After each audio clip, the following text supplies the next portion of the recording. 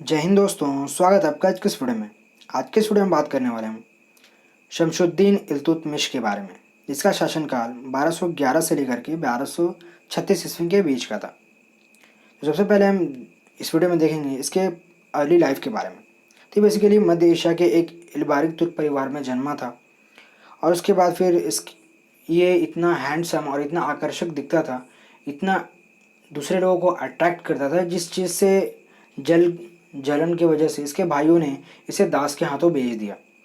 और दास को बेचने के बाद दासों दासों से कुतुबुद्दीन ऐबक ने इसे ख़रीदा था। और उसके बाद फिर उसके अंतर्गत इसकी सैनिक प्रशिक्षण हुई और इसके सैनिक प्रशिक्षण के बाद इसके युद्ध कौशल से कुतुबुद्दीन ऐबक इतना ज़्यादा प्रभावित था कि उसने अपनी बेटी का विवाह शमशुद्दीन इल्तुतमिश के साथ कर दिया था। इसके अलावा हम देखेंगे मोहम्मद इल्तुतमिश ने मोहम्मद गौरी के साथ लड़ाई भी लड़ी थी। ठीक है। इसके अलावा हम देखेंगे खोखर के युद्ध, जो कि 1205 ईस्वी में मोहम्मद गौरी के अंतर्गत हुआ था, उसने मोहम्मद इल्तुतमिश ने उसे अंजाम दिया था, जिसमें उसने कई खोखरों को मौत के घाट उतार दिया गया था। तो इसके परफॉर्मेंस को देखते हुए 1205 ईस्वी में मोहम्मद गौरी ने इसे गुलाम से आज़ाद कर दिया था। और इन सारी चीज़ों की वजह से मैंने आपको बताया कि कुतुबुद्दीन ऐबक इतना ज़्यादा इम्पैक्ट पड़ा था कुतुबुद्दीन ऐबक के ऊपर कि उसने अपनी बेटी की शादी शमशुद्दीन इल्तुतमिश के साथ कर दी। ठीक है। अब हम देखेंगे जब इसका राज्यारोहण हुआ, तो राज्यारोहण के समय बहुत ज़्यादा कंट्रोवर्सी हुई। वो क्या थी मैं डिस्कस करता हूँ। आराम शाह और इल्तुतमिश के बीच ये हुआ था। अब पहले बात करेंगे आराम शाह, ये है कौन। ये बेसिकली कुतुबुद्दीन ऐबक का बेटा था और ये बेसिकली बहुत ही अयोग्य था, जिस वजह से क्या हुआ, दिल्ली की जनता एक ऐसा शासक चाहती थी जो कि पूरे के पूरे दिल्ली साम्राज्य की रक्षा कर सके। और इसके लिए उसने शमशुद्दीन इल्तुतमिश को न्योता दिया और वो जब दिल्ली पहुंचा तो आराम शाह आराम से गद्दी छोड़ने के लिए तैयार नहीं था, जिस वजह से शमशुद्दीन इल्तुतमिश को उसके साथ युद्ध करना पड़ा। और इस युद्ध में आराम शाह हार गया और आराम शाह को मौत के घाट उतार दिया गया। और इस तरह से इल्तुतमिश ने 1211 ईस्वी में गद्दी संभाली। और कई इतिहासकार ऐसा कहते हैं कि ये स्लेव डायनेस्टी यानी कि गुलाम वंश का वास्तविक संस्थापक था। ठीक है। कुतुबुद्दीन ऐबक तो सिर्फ संस्थापक था, लेकिन इसने वास्तविक संस्थापक शमशुद्दीन इल्तुतमिश को ही कहा जाता है। अब हम देखेंगे इसके लाइफ के अंदर प्रॉब्लम्स क्या थे और उस उन प्रॉब्लम्स को सॉल्व करके इसने कौन कौन से अचीवमेंट्स हासिल किए थे। सबसे पहले कुतुब अमीर। बेसिकली आराम शाह की मृत्यु जब 1211 ईस्वी में इल्तुतमिश ने की, तो उस वक्त इल्तुतमिश के अलावा आराम शाह के जितने भी समर्थक थे उन्हें कुतुब अमीर ही कहा जाता। बेसिकली सबसे ज़्यादा तो इल्तुतमिश से नाराज़ वो लोग थे जो कि लाहौर में बैठे हुए थे, जो कि कुतुबुद्दीन ऐबक के समर्थक थे। तो वो चाहते थे कि आराम शाह गद्दी पर बैठे। आराम शाह की मृत्यु की वजह से वो बहुत ज़्यादा नाराज़ था, कुतुब अमीर बेसिकली लाहौर के।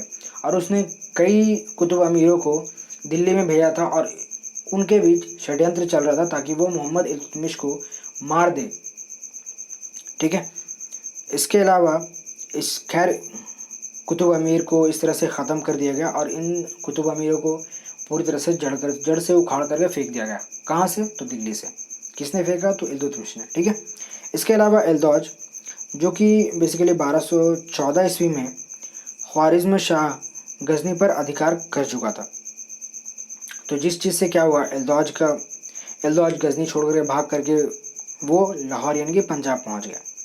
तो जिस चीज़ का फ़ायदा इल्तुतमिश ने उठाया, उसने क्या किया कि उसने एल्दौज के ऊपर आक्रमण किया और एल्दौज के ऊपर आक्रमण करने के बाद उसे पराजित कर दिया और उसे तो मौत के घाट उसे बंदी बना लिया गया। और वो जहाँ पर बंदी बनाया हुआ था वहीं पर उसकी मृत्यु हो गई। तो इस तरह से ख्वारिज़्म शाह भी वो वापस लौट गया और इस तरह से गजनी इल्तुतमिश के हाथों में आ गई और दूसरी तरफ से एल्दौज का भी कहानी ख़त्म हो गया। और इस तरह से इसने दूसरा प्रॉब्लम सॉल्व कर लिया। तीसरा, मंगोल। 1220 ईस्वी के आसपास मंगोल राजाओं ने ख्वारिज़्म के शाह के राज्यों को पूरी तरह से तहस नहस कर दिया गया था। और इस वक्त जो ख्वारिज़्म शाह के जो राजा थे उसका नाम था जलालुद्दीन मंगबरनी। तो उसने क्या किया, उसने अपने आप को बचाने के लिए सबसे पहले तो वो ख्वारिज़्म से भागा और वो बेसिकली खोखरो जाति के बेटी से उसने शादी की, खोखर राजाओं के बेटी से शादी की और इस तरह से उसकी सेना लेकर के उसने आक्रमण किया सिंध के ऊपर और इस तरह से कुबाचा को वहाँ से भगा देगा और इस तरह से वो साम्राज्य उसके अंतर्गत आ गया। किसके अंतर्गत? तो मंगबरनी के अंतर्गत। और उसने अपना दूत यानी कि एजेंट भेज करके इल्तुतमिश को ये कहा कि यार प्लीज़ मुझे अपने राज्य में शरण दे दो। लेकिन इल्तुतमिश ने क्या किया, उसे प्रेम से मना कर दिया और वो भी जानता था इस बात को कि अगर मैंने उसे शरण दी तो मंगोलों का खतरा दिल्ली के ऊपर मंडराएगा, जो कि नए राज्य के लिए बिल्कुल भी सही नहीं है। तो इस तरह से क्या हुआ, इल्तुतमिश ने मना कर दिया और इस तरह से क्या हुआ, मंगबरनी पहले सिंध पहुंचा। सिंध के बाद फिर उसने अपने समर्थकों से बात की और समर्थकों ने क्या कहा कि आप फारस वापस लौट जाओ। तो वो मंगबरनी फारस लौट गया और मंगोल ने अफगानिस्तान से ही वो मंगोल वापस चले गए।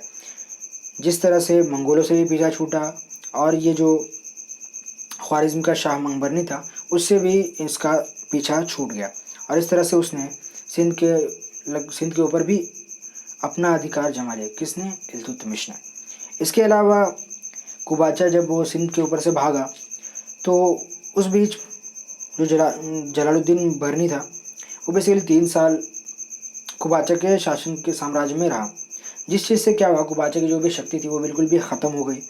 जिस चीज़ का फ़ायदा इल्तुतमिश ने उठाया क्योंकि अब उसके पास मंगोलों का आक्रमण का ख़तरा भी टल गया था, मंगबरनी भी वहाँ से जा चुका था। जिस चीज़ का फ़ायदा उसने 1225 ईस्वी में उठाया और कुबाचा के ऊपर आक्रमण कर दिया गया और इस तरह से लाहौर और पंजाब इल्तुतमिश के साम्राज्य के अंतर्गत आ गए और उसने दिल्ली साम्राज्य में मिला लिया। हम उसके आगे देखेंगे। उसके बाद बंगाल में बहुत ज़्यादा कंट्रोवर्सी चल रही थी। जैसे ही कुतुबुद्दीन ऐबक की मृत्यु हुई, अली मर्दान जो कि शासक था, उसने क्या किया, उसने अपने आप को इंडिपेंडेंट साबित कर लिया, उसने अपने आप को स्वतंत्र कर लिया। जिस तरफ से दूसरे तरफ से खिलजी के जो दूसरे सरदार थे उनमें से एक हिसामुद्दीन एवाज ने क्या किया, अली मर्दान को मौत के घाट उतार दिया और वो खुद शासक बन बैठा बिहार और बंगाल का। तो जब इल्तुतमिश ने बंगाल के ऊपर आक्रमण किया तो हिसामुद्दीन एवाज ने क्या किया, सरेंडर कर दिया और जब वो दोबारा लौटे, जब इल्तुतमिश दोबारा दिल्ली पहुंचा तो उसके बाद फिर दोबारा वो हिसामुद्दीन एवाज पूरी तरह से स्वतंत्र हो गया। जिस चीज़ को ख़त्म करने के लिए नासिरुद्दीन जो कि इल्तुतमिश का बेटा था उसे भेजा गया, उसने फिर दोबारा आक्रमण किया और हिसामुद्दीन को दोबारा से उसके ऊपर आक्रमण करके उसे मौत के घाट उतार दिया गया। इसके उस वक्त तक भी बंगाल में शांति नहीं स्थापित हुई। उसके बाद फिर जब बंगाल में विद्रोह चल रहा था तो 1230 ईस्वी में तीसरी बार बंगाल के ऊपर आक्रमण किया गया और बंगाल और बिहार दोनों को मिला करके उसे अपने दिल्ली साम्राज्य के अंतर्गत अधिकार में ले लिया गया। इसके अलावा हम बात करेंगे राजपूत राज्यों के बारे में। इन सभी चीज़ों में बिजी रहने की वजह से इल्तुतमिश ने राजपूत राजाओं के ऊपर ध्यान नहीं दिया। इस टाइम पे राजपूत राजा स्वतंत्र होने लगे थे और इन्होंने टैक्स देना बंद कर दिया था। बेसिकली राजस्थान के रणथंभौर और जालौर, इन राजपूत राजाओं ने इल्तुतमिश को टैक्स देना बंद कर दिया था। जिस चीज़ का बदला लेने के लिए उसने क्या किया, सबसे पहले रणथंभौर के ऊपर आक्रमण किया और जालौर, अजमेर और नागौर इन सभी के ऊपर आक्रमण करने के बाद उसे अपने साम्राज्य में मिला लिया। इन सभी के अलावा बुंदेलखंड के ऊपर आक्रमण करने के लिए भेजा गया। तो उसमें जिसे भेजा गया था उसने ग्वालियर किला पर तो अपनी जीत कर ली, लेकिन इसके अलावा कालिंजर किला पर वो अपनी धाक जमाने में असफल रहा। इस चीज़ का कारण ये था कि जो ग्वालियर किले पर जिसने जीता था उसका नाम था तोसाई, तो वो कालिंजर किले में को प्राप्त करने में असफल रहा। जिसके बाद क्या हुआ, तोसाई ने बुंदेलखंड को बुरी तरह से लूटा और उसके बाद जब वो वापस जाने लगा तो राजपूत राजाओं ने क्या किया, तोसाई को ऊपर आक्रमण किया और तोसाई ने जितनी भी चीज़ें लूटी थी उन सभी चीज़ों को उसने वापस प्राप्त कर लिया। अब हम देखेंगे इल्तुतमिश के कैरेक्टर और पर्सनैलिटी के बारे में। इस वीडियो में हम देखेंगे हिस्टोरियन ने इल्तुतमिश को दिल्ली का वास्तविक संस्थापक बताया। उसके रीजंस क्या क्या हैं, इन सारी चीज़ों के ऊपर हम गौर करेंगे। जैसे कि उसने इल्दौज, कुबाचा, मंगोल, राजपूत और बंगाल के साथ जिस तरह से उसने अपने प्रॉब्लम्स के साथ सॉल्यूशन ढूंढा और उनके साथ सामना किया, ये सारी चीज़ें हैं जिसके वजह से उसे कई हिस्टोरियन ने उसे दिल्ली सल्तनत का वास्तविक संस्थापक बताया, जो कि स्लेव डायनेस्टी का पहला संस्थापक माना जाता है, कुतुबुद्दीन ऐबक।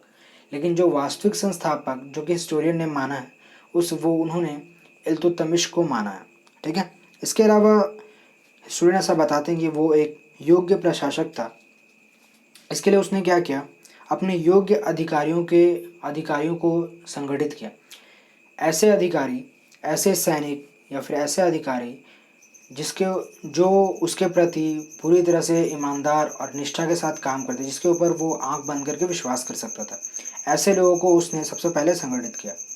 दूसरी चीज़ है, उसने जस्टिस सभी को मिल सके उसके लिए उसने काजी, जिसे जज कहा जाता है, तो काजी को हर एक जिले में नियुक्त किया गया जो भी उसके साम्राज्य के अंतर्गत आता था। तीसरी चीज़, उसने चांदी के सिक्के चलवाए। ठीक है। अब इसके अलावा हम देखेंगे उसके पर्सनालिटी के ऊपर या फिर कैरेक्टर के बारे में अगर हम बात करें तो बेसिकली बहुत ही आकर्षक दिखता था। उसके अंतर्गत वो बुद्धिमान था और बहुत ही शक्तिशाली था। और इन सारी चीज़ों के अलावा वो एक धार्मिक कट्टर इस्लामी समर्थक था। और उसने अपने उलेमाओं को खुश करने के लिए कई हिंदुओं को मौत के घाट उतारा, उनके मंदिरों को तोड़े और इस तरह के कई प्रकार के अधर्मी कार्य भी इसने किए। इन सभी चीज़ों के अलावा इसने इस आर्किटेक्चर के ऊपर भी काफ़ी काम किया। अगर आर्किटेक्चर के बारे में हम अगर बात करें तो कुतुब मीनार को बनाने की शुरुआत तो सबसे पहले कुतुबुद्दीन ऐबक ने ही की थी, लेकिन उसके बाद शमशुद्दीन इल्तुतमिश ने कुतुब मीनार को थोड़ा सा और उसको बड़ा किया। इसके अलावा कुव्वतुल इस्लाम जो कि एक मस्जिद है उसको भी इसने बड़ा किया था। ठीक है। तो आज के इस वीडियो में बस इतना ही। तो अगर वीडियो आपको अच्छा लगा तो प्लीज़ लाइक करें, कमेंट करें, दोस्तों के साथ शेयर करें और अगर आप इस चैनल पर नए हैं तो प्लीज़ इस चैनल को सब्सक्राइब जरूर कर लें। तब तक के लिए जय हिंद, वंदे मातरम। Keep studying and believing in yourself. जय हिंद, वंदे मातरम।